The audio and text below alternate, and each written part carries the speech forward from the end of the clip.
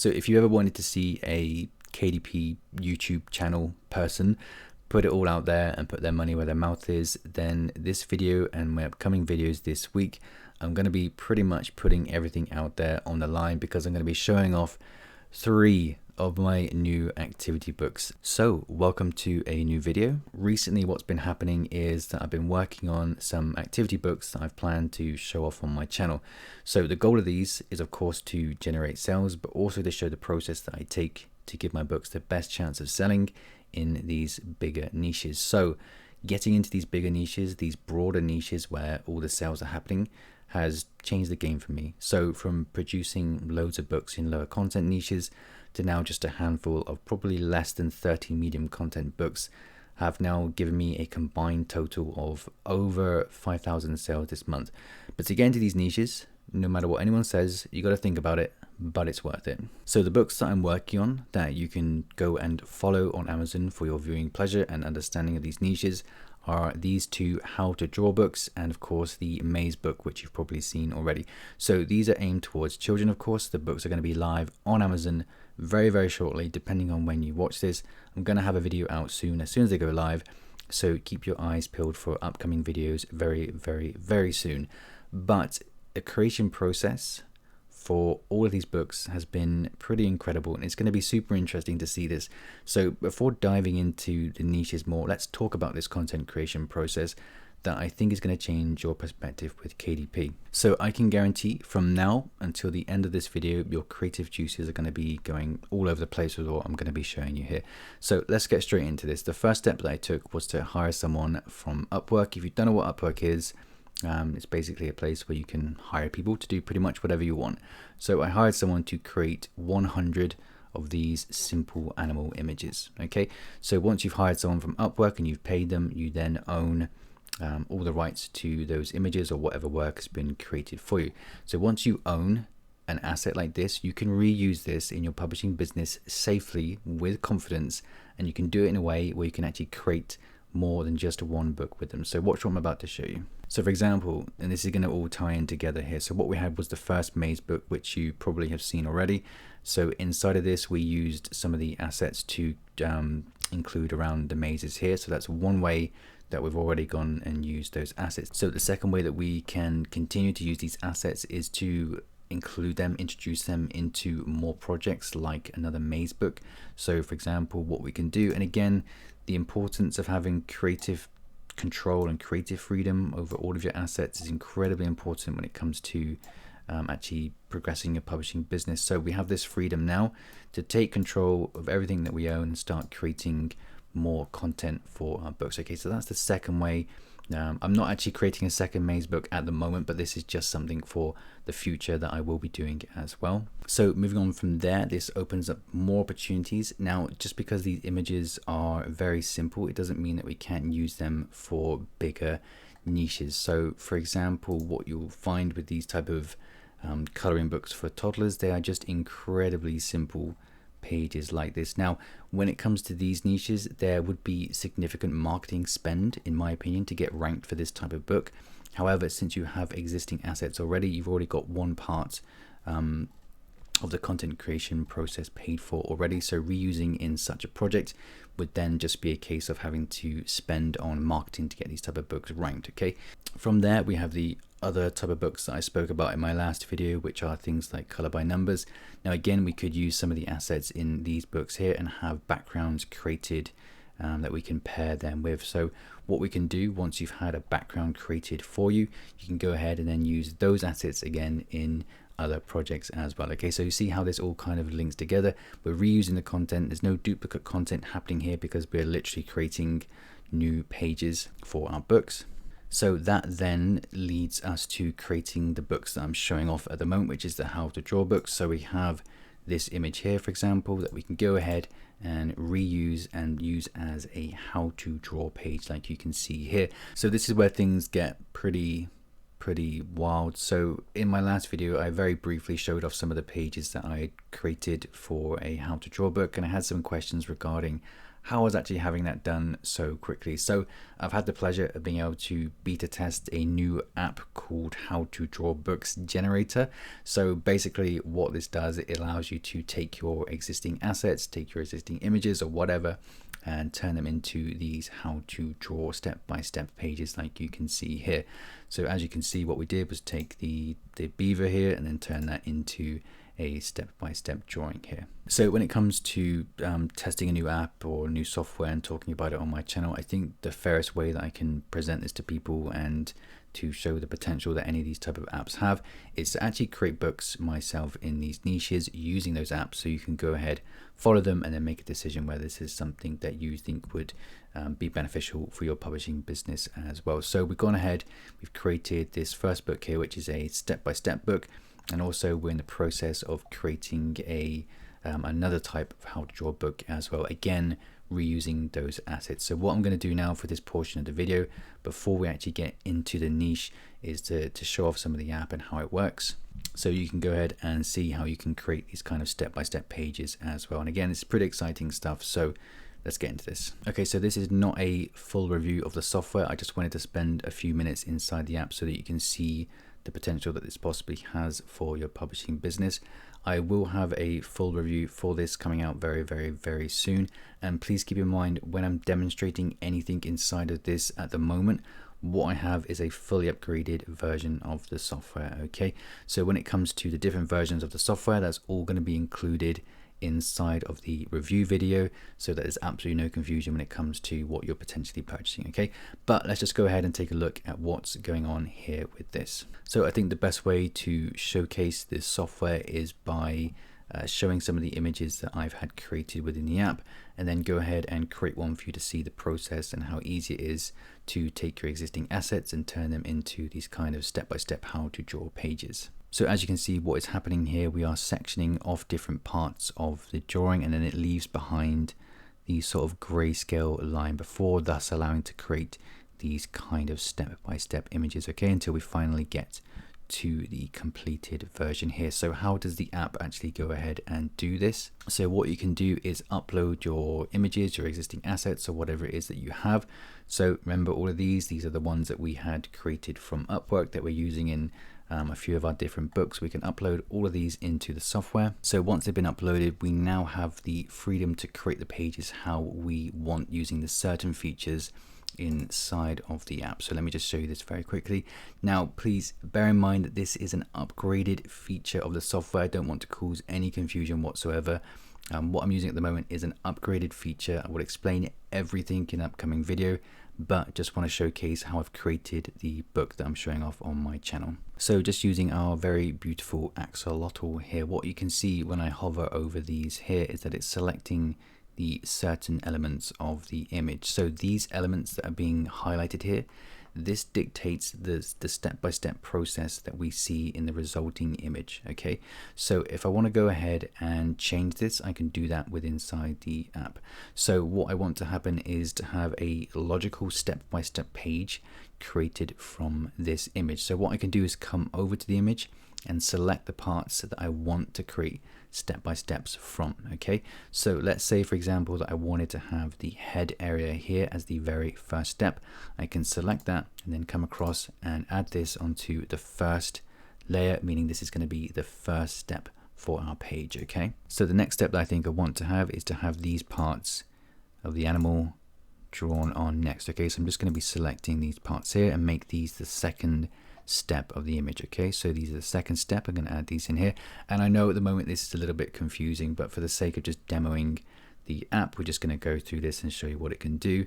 And then in future videos I will have much clearer instructions. So I think the next logical step here that we can create is to have the body. So we want to select the body parts here and take that there. I think that's a logical third step that we can create, and then from there I want to create this as the fourth step here. Maybe we can include the hands in this step as well as the fourth step. Okay, so you can see what's happening here. We're basically deciding the step-by-step layout that we want to have by selecting it inside of the app. So this, I'd imagine, is a pretty sophisticated feature to have inside of an app, And again, it offers a lot of creativity when it comes to creating your book pages. So let's just go ahead and complete this one so you can see what I mean. So I think for the next step, I'm going to select the facial features here. Okay, and we're going to add that as the 5th step for our book.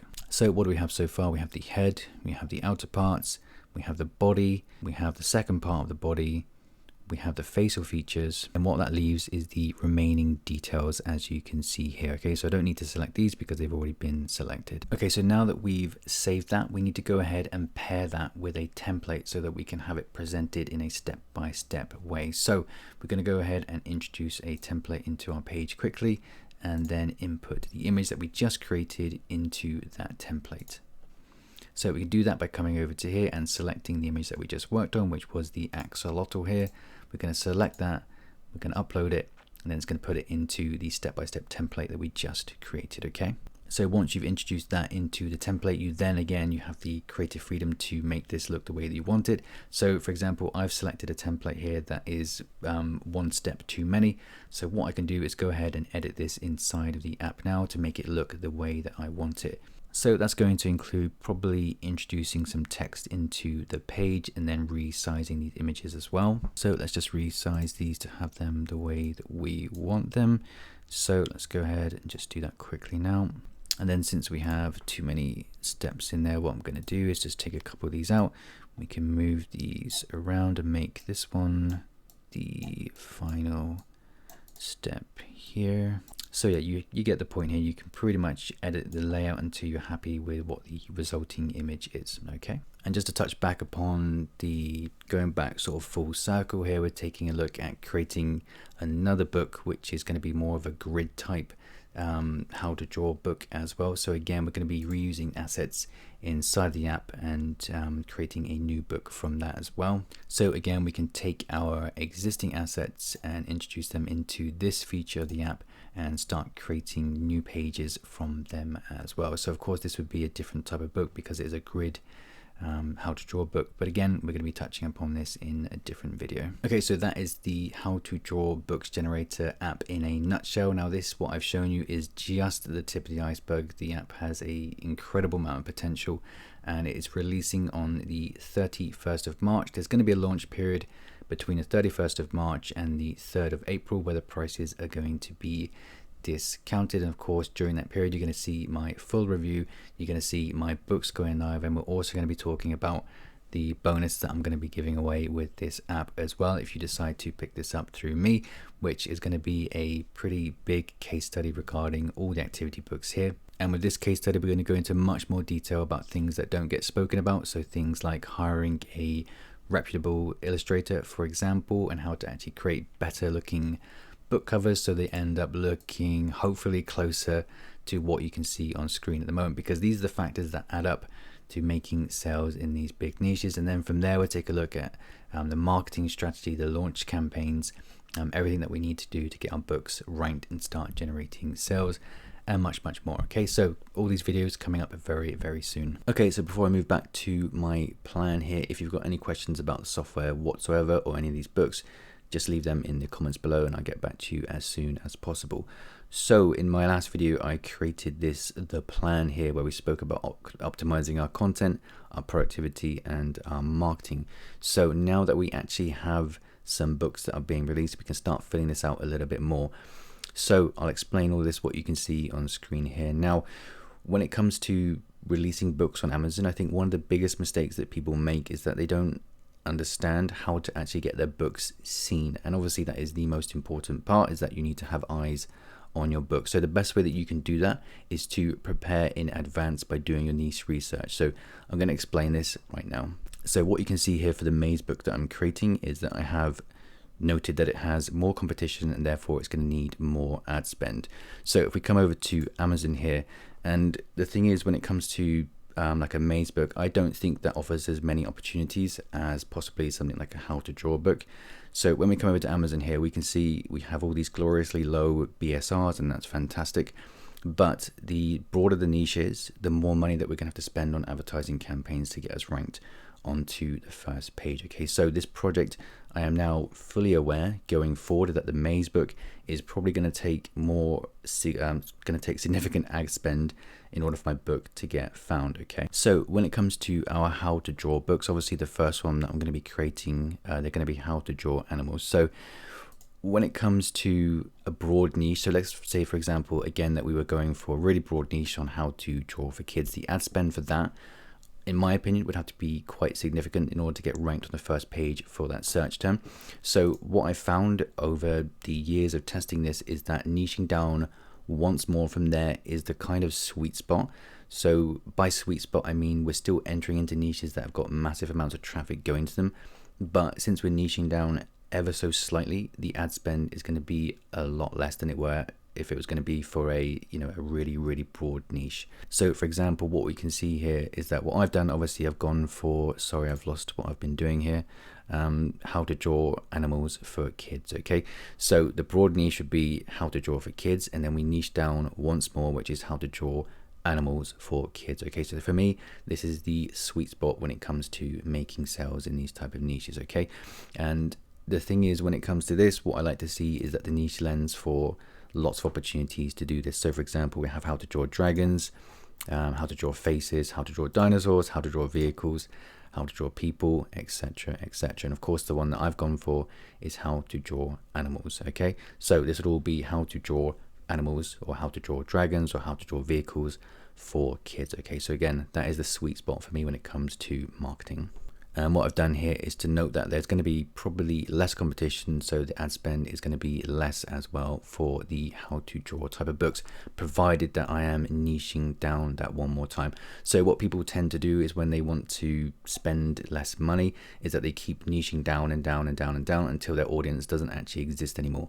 So they go ahead and they'll create a beautiful book and they'll niche down so much that they actually miss out on a ton of sales. Because what I've found, and I'm just going to be guessing here, so you'll be able to see all this in the future videos, but I reckon I can spend, for these two books, I reckon I can spend $20 to $30 to get the books ranked onto the first page. And I reckon for this one, it's going to take, the maze book, sorry, I think it's probably going to take closer to maybe $50. Again, I could be wrong, but we're going to find out pretty soon. So again, everything you do, you have to really think about what's happening here. And one of the biggest factors that comes into this, for me anyway, is that there has to be proven traffic going to these niches. So if we're doing how to draw books, you need to check on Amazon. It's the easiest thing ever to check if your niche has got traffic going to it. You make sure that there's a couple BSRs in there that are maybe under 5,000, under 10,000 or something like that, and then you go with it. Like, that's the extent of my niche research. But you have to understand what it's going to actually take in order for your book to get found on these wonderful first pages. Okay, so when we're branching out and doing things like color by numbers as well, again, if we're going for the broadest term possible, which is color by number, it's going to take probably some significant ad spend to get onto the front page. However, if we're niching down to color by number, vehicles or dinosaurs or whatever it is, then we're going to be looking at spending less money to get our books ranked. Okay, so it's vital, in my opinion, that you prepare for this when it comes to actually launching your books. Okay, so just to close the video out here with a note on competition and things like that. So one of the big factors that holds people back from publishing books is they're worried about the competition.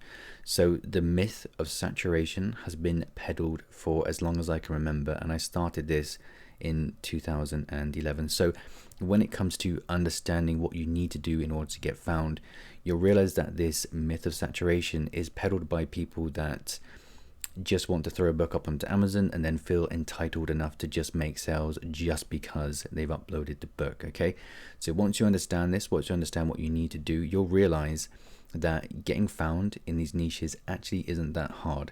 So that's one of the reasons why I've been able to spend only $317 this month and to return 5,234 sales. The reality here is that when it comes to these type of niches, is that the amount of people that will actually go through and create a book is a percentage. The amount of people that will go through and create a great book is an even smaller percentage. The amount of people that will go through and market that book is an even smaller percentage, and the amount that will go through and actually, work on the finer things like their keywords and their A+ content and other marketing efforts is even smaller. So once you put that into perspective and you work out what you need to do to get found, you realize that you're not going to be spending as much money as you think. And that's one of the big reasons why people hold off from creating these type of books. And if you are worried about competition, then you will probably have to look toward doing higher content books, where you're either going to have to spend thousands of dollars to outsource someone that knows what they're talking about, or you're going to have that specialist information yourself to write about. So that's the reality. Okay, so hopefully that kind of puts things into perspective here, and we're starting to fill out what's going on and how we can start creating these books in these type of niches. Okay, so going to be going into much more detail with these books in the upcoming days, and of course I'm going to have a review for the How to Draw software, which is coming out on the 31st, and again the launch period for that is between the 31st of March and the 3rd of April. Okay, so that's it. I'll see you very, very soon.